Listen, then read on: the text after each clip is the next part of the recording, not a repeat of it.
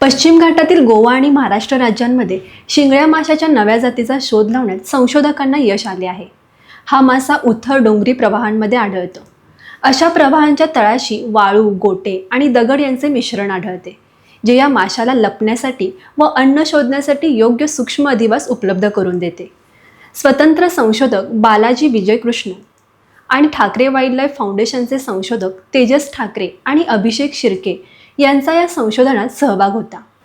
नव्याने शोधलेल्या माशाचा समावेश अम्लिसेप्स या कुळामध्ये करण्यात आला आहे. पश्चिम घाटातील गोवा आणि महाराष्ट्र राज्यांमध्ये अधिवास असणाऱ्या या माशाचे नामकरण अम्लिसेप्स वायव्य असे करण्यात आले आहे.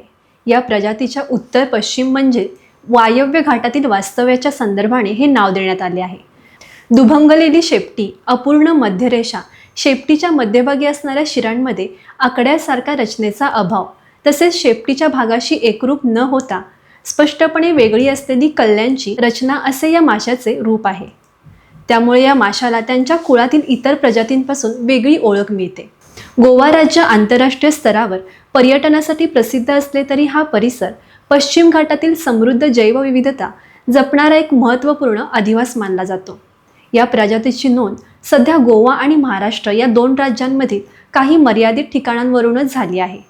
या दोन्ही ठिकाणांमधील अंतरही लक्षणीय असल्यामुळे या प्रजातीची उपस्थिती खूपच कमी आणि विखुरलेली असल्याचे दिसून येते. त्यामुळे या भागातील ओढे आणि प्रवाह यांसारख्या नैसर्गिक अधिवासांचे संरक्षण करणे अत्यंत गरजेचे आहे.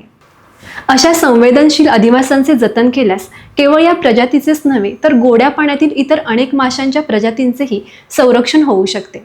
मात्र खाणकाम, औद्योगिक सांडपाण्याचा निचरा, मायक्रोप्लास्टिकचे प्रदूषण आणि मानवी हस्तक्षेपामुळे सोडल्या गेलेल्या माशांच्या परकीय प्रजाती यांसारख्या घटकांमुळे येथील जलपरिसंस्थांवर धोका निर्माण होत आहे.